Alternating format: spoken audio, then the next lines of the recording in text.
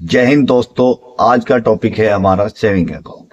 आज के टाइम में हर व्यक्ति का बैंक में सेविंग अकाउंट है, यानी बचत खाता है, क्योंकि किसी भी सरकारी योजना का लाभ लेने के लिए, सरकारी योजना का फायदा उठाने के लिए बैंक में अकाउंट होना कंपलसरी है। यदि आपका बैंक में अकाउंट नहीं होगा तो आप अपनी किसी भी सरकारी योजना का लाभ नहीं ले पाएंगे। तो इसके लिए सभी ने अकाउंट खुलवा रखे हैं।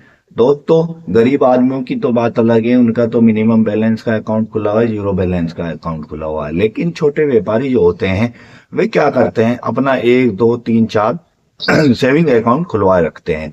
वैसे तो सरकार ने सेविंग अकाउंट खोलने के लिए कोई भी लिमिट किसी तरह की जारी नहीं की है, लेकिन 1 जनवरी 2025 से कुछ नियम बदल गए हैं। उन नियमों के बारे में मैं बता रहा हूं। यदि आपका किसी भी बैंक में हिंदुस्तान के सेविंग अकाउंट है तो उसके लिए सरकार ने क्या क्या गाइडलाइन जारी की है।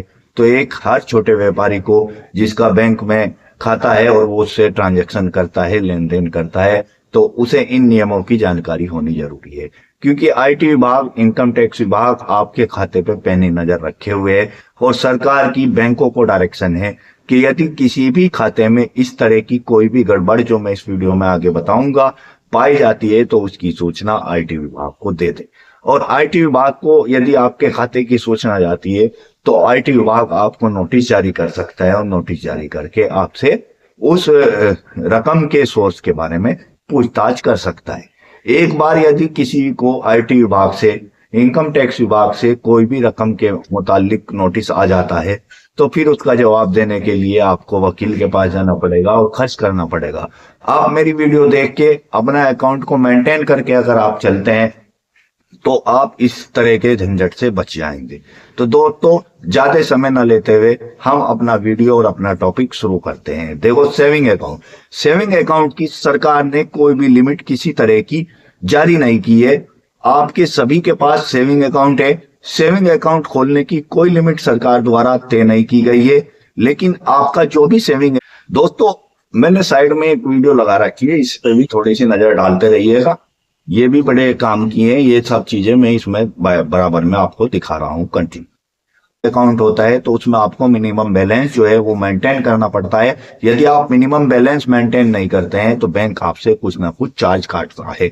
जीरो अकाउंट वाले जो सेविंग अकाउंट है उनमें कोई मिनिमम बैलेंस की कोई सीमा नहीं है, उसमें कोई टैक्स या कोई चार्ज नहीं कटता है।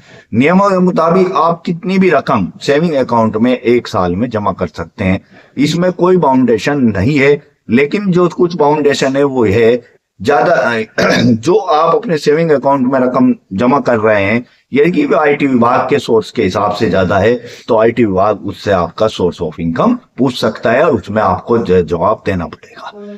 अब जो मैं आपको बता रहा हूं कैश जमा करने की, आपका सेविंग अकाउंट है, आप उसमें कैश जमा करने और कैश निकालने के लिए बैंकों ने, आरबीआई ने और सरकार ने एक लिमिट निर्धारित की है। और यदि आप ऑनलाइन ट्रांसफर करते हैं या चेक द्वारा कोई रकम अपने सेविंग अकाउंट में जमा करते हैं तो उसके लिए कोई लिमिट नहीं है। तो कैश के लिए 1 दिन की जो लिमिट है वो 50,000 रुपए नगद आप उसमें जमा कर सकते हैं। यदि आप 50,000 रुपए से ज्यादा आप जमा कर रहे हैं तो आपको अपना पैन नंबर भी साथ साथ लगाना होगा।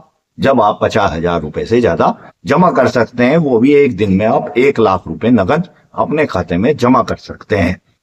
और यदि आप अपने खाते में नियमित यानी रोजाना नहीं जमा कर रहे हैं, निकाल रहे हैं, तो उसमें 1 दिन की जो सीमा है वो मैक्सिमम 2.5 लाख रुपए तक आप अपने खाते में नगद जमा कर सकते हैं।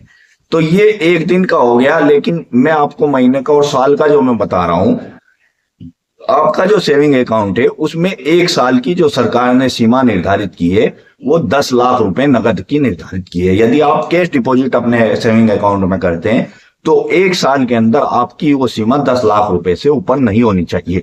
यदि आपकी 10 लाख रुपए से ऊपर होती है और आपको सोर्स ऑफ इनकम की जानकारी है कि ये पैसा कहां से आया, तो आप वो भी जमा कर सकते हैं। लेकिन आईटी विभाग को जवाब देने के लिए आपको तैयार रहना पड़ेगा। आईटी विभाग आपसे पूछेगा कि जिस खाते की भी सीमा 10 लाख को क्रॉस कर जाती है, जिस खाते में नगद 10 लाख रुपए से ज्यादा जमा होते हैं, तो बैंक जो है उसकी सूचना आईटी विभाग को दे देता है। और आईटी विभाग को कुछ भी सस्पिशियस लगता है तो वो उस बंदे को नोटिस जारी करके उन पैसों का हिसाब किताब पूछ सकता है। यदि आप उसकी सही जानकारी दे देते हैं तो कोई बात नहीं, लेकिन यदि आपके द्वारा दी गई जानकारी और खाते में जमा रकम मेल नहीं खाती है तो उसमें आप पे उस रकम पे 60% टैक्स, 25% सरचार्ज, 4% तक सेस इनकम टैक्स विभाग लगा सकता है। तो इसलिए मेरी राय ये होगी, यदि आपके पास ज्यादा रुपया है तो आप उसे इधर उधर इन्वेस्ट कर दें, बैंक में नगद में जो है 10 लाख रुपए से ज्यादा जमा ना करें, जिससे आप इस तरह के किसी भी झंझट से बच सके।